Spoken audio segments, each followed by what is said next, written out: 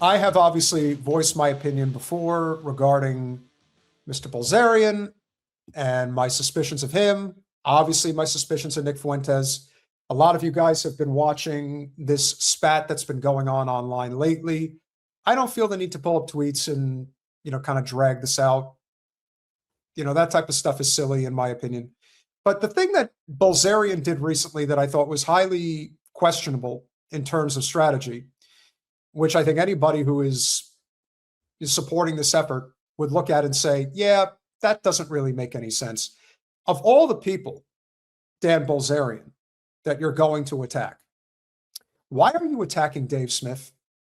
Like, that one really doesn't make any sense. Dave Smith is somebody who not only has done a really great job of being a conservative Jewish voice against the state of Israel, but he's also the person that pretty much lit the fire when it came to Charlie Kirk's demise. He embarrassed Timu Little Ben in the form of Josh Hammer on that stage at whatever TPUSA called that Summerfest event that they had this previous summer. He embarrassed him. Dave Smith is an ally. He's not an enemy. And the idea that you throw him under the bus makes me think that you just hate Jews. Like, what other example would there be? If you think that there's Amfest, if you think that Jewish supremacism is a problem, that's fine. But you make it so obvious that you think all Jews are evil. And that's fucked up. Period. And somebody's got to call your ass on it. And I'm calling your ass on it because you're waltzing in like the Pied Piper thinking you're going to go win that election. You're carpetbagging into the district first and foremost. You are bringing a suitcase full of money, sure. But are you trying to win is the question. Or are you just wasting people's time? Are you just trying to build your brand? Who the hell knows? But I decided to write a Substack about this. So this is my second one. You guys let me know what you think. My plea to Dan Bilzerian. Randy Fine has been testing the limits of his gargantuan reputation since entering Florida politics a decade ago. Despite being an ever-reliable vote for the corporate line of U.S. domestic and foreign policy, his abhorrent rhetoric is starting to become a liability for the pro-Israel cause. So much so that he now faces a primary challenge from multiple candidates who firmly identify as America First. With a recent Gallup poll finding 3 out of 4 Americans under the age of 50 reject the Israel ideology, the prospect of a major upset in a district that does not have a sizable Zionist population is very possible.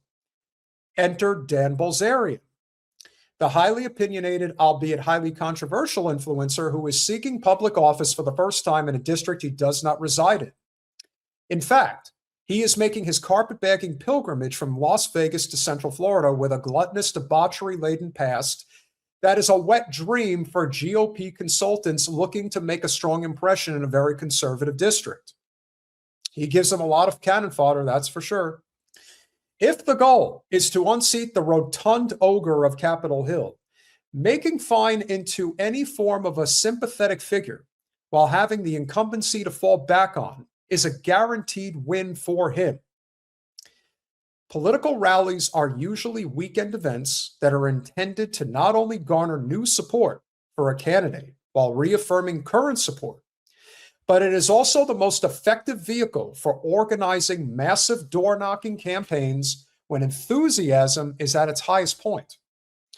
So then why is Bilzerian holding his first major rally of his campaign in a location that is 30 miles outside the district?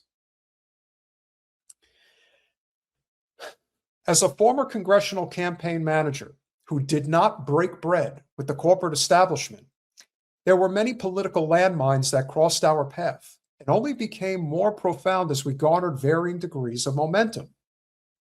Which is why Bilzerian's constant use of coercive language and apparent lack of strategy leads me to question how serious he is about this endeavor, Enter Nick Fuentes, the brazenly bigoted yet exceptionally talented orator and podcaster attempting to stake his claim as an America First leader, who is in the midst of a digital war with Bilzerian.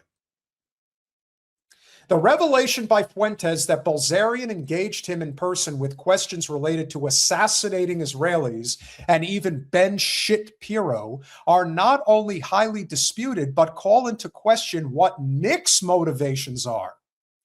Fuentes was never arraigned, much less prosecuted, for inciting involvement with January 6th, while many others who were only on Capitol grounds received egregious sentences.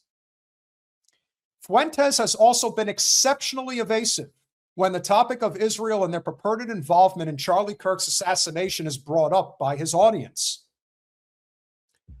Now he is engaging in psychological warfare to derail Bilzerian's campaign, as both accuse each other of being feds. My plea to Bilzerian is simply this. If you're serious about winning this election against one of Israel's top assets, prove it. Break bread with Aaron Baker, another primary challenger with roots in the community who ran against Fine in the 2025 special election and is currently backed by AZAPAC. Bury the hatchet with Dave Smith, a libertarian firebrand who is not only Jewish, but has denounced Israel, including during a well-publicized Charlie Kirk-moderated debate with Israel Firster Josh Hammer mere weeks before Charlie's removal. Engage with the many members of the Jewish community that are against Israel.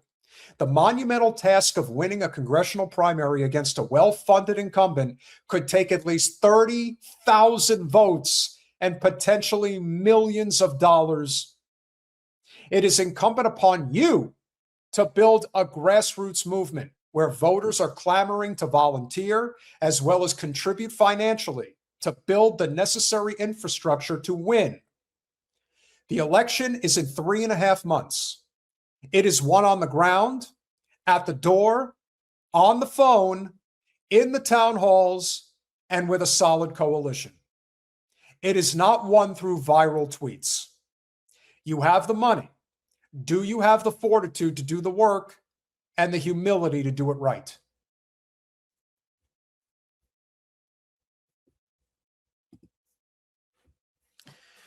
The thing about politics that will always happen in many cases, which is why people suggest that Fuentes is a Fed and Bilzerian's, maybe he's a Fed, and all these guys, who's Feds? Who are these guys? Why do they do what they do? I'm going to be very clear here. I don't think that Bilzerian is genuine in his anger about what's going on in Gaza and the West Bank and in many other places like Lebanon, Yemen, Iran. I'm sure he is pissed off, as are all of us. But the thing that I do question is, what is his motivation? Does he want to win? If he does he truly understand what he's getting himself involved in here? And Nick Fuentes, for the love of God, there are people who swear by this guy, and yet he's out there saying, now go vote for the Democrats. It's a great idea. Or Bilzerian's a Fed and he's dumb and he suggested shooting up Israelis and shooting up Ben Shapiro.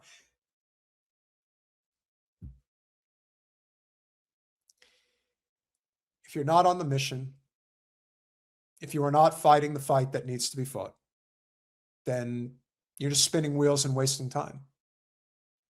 We don't have time for that. But when people show you who they are, then believe it.